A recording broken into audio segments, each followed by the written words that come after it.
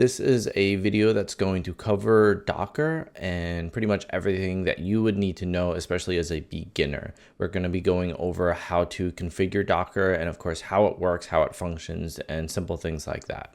Now, if you weren't aware, the people that use Docker very often are people in DevOps, a system administrator, or even programmers, and it pretty much covers a huge wide range of different topics and services that it provides. So we are going to be digging a little bit into how to get started on Docker, not so much the big details just yet, that'll probably be for other videos, but we are going to be setting this up on pretty much the easiest way, most common way to set it up, again, for beginners. So before we actually get into the configuration of a Docker server, we are going to go over how Docker actually works. So to explain how Docker really functions, I'm going to be drawing you guys a nice little picture.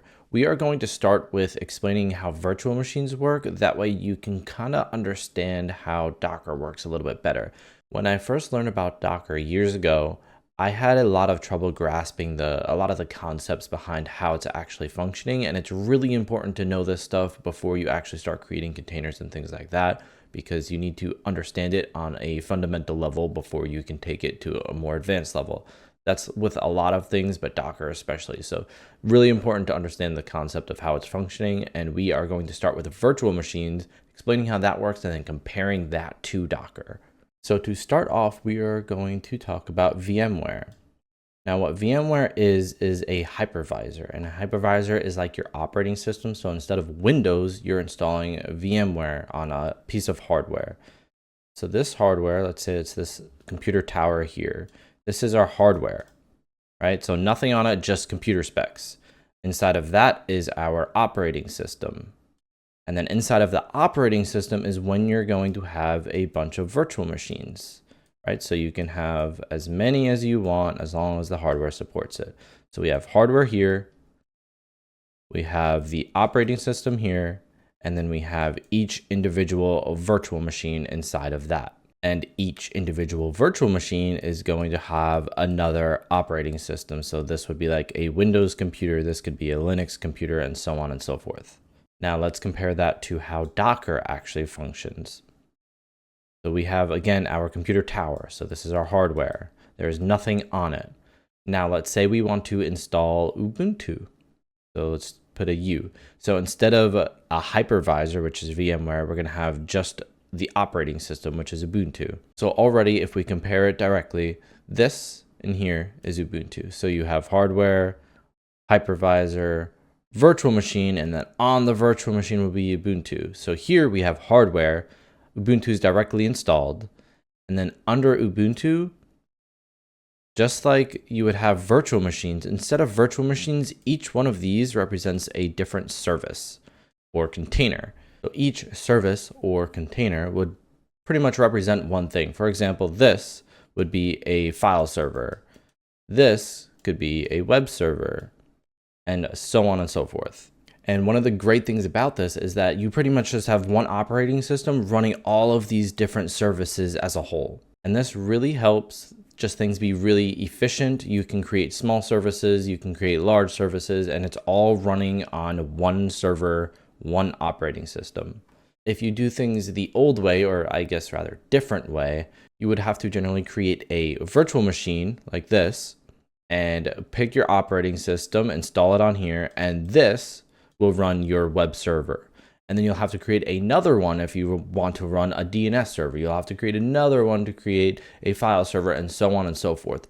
So as you can see, this is in essence a lot simpler and a lot more efficient because it's not sharing multiple operating systems, it's just running under one. So I'm hoping this helps bring all of that information together and really explains pretty much the fundamental hardware to operating system functionality of Docker. All right, so now that we have gone over Docker and how it works, we are going to hop onto an Ubuntu operating system and get Docker configured and installed for you guys. So luckily the Docker documentation is kept very up to date and it's super helpful. So the easiest way to do this is head over to this website. I will of course leave it in the description so you guys can get to it pretty easily. And we're going to go down to our installation methods.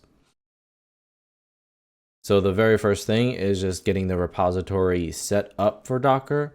So we can just go ahead and copy commands. We don't need to make this difficult or type it out ourselves, obviously. So just hit paste, hit enter, and it's going to start installing for us. And just keep in mind, we are also doing pretty much the most common way to install Docker, at least as a beginner. This will help you learn Docker from the very foundation of how it's built, and we can kind of just keep building on top of that. So just keep in mind that there are other ways to install Docker. We're just going with the simple Ubuntu installation method. So we can go down here and copy this. This is going to install the Docker packages for us. And now we have one more command to run, and this is pretty much just our test. Make sure that Docker is working correctly. And this is what you should get spit out. You should see this hello Docker to make sure everything's working correctly. Of course, it just says appears to be working correctly. And this is how you install Docker. Now, again, this is the very, very beginning, and we can also go into a Docker Compose and getting the Docker desktop app. You can install Docker on Windows or different Linux distributions, but we are starting with this for this video, and it's just your basic guide on how to get Docker onto an Ubuntu computer and start getting ready for learning. So now, just as an example, we are going to go over a quick container, and we're going to install something called Portainer. And what Portainer is pretty much just a GUI version of Docker to help you manage all the containers that you will be building. And it's a really nice starting point for getting your first container up and running and seeing how everything is working together. And this is also a really good way to make sure that Docker is installed correctly. So let's get started with that really quick. The very first thing we're going to do is run this command here. This is going to create our volume for Portainer. So now after creating our volume, we can run this command here. So here, these are pretty simple commands. I'm not going to go over everything in this video because we're just trying to get Docker installed, and I just wanted to show you guys what it looks like. But these are pretty much just the ports that this container is going to be running on. So we can go ahead and run this command, and you'll see that it starts building this container.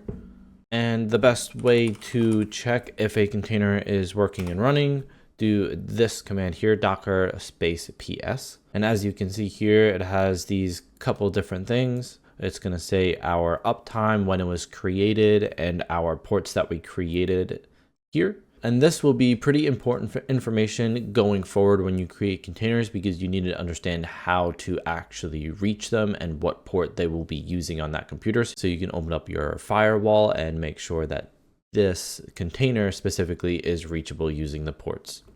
So some really simple commands. If you grab the container ID here and copy it, we can do a docker stop and use the ID.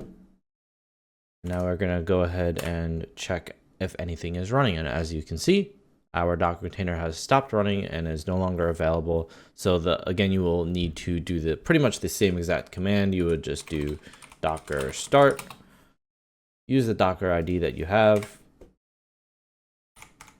run docker ps, and you'll realize that it's back up and running. One thing you do need to make sure of is if you don't have the restart always when your Docker server either goes off and back on for whatever reason, if this is not set to restart, you will need to manually run the docker start command to be able to get your container back online. So this information is pretty much all you need to get started in Docker. There's tons of stuff.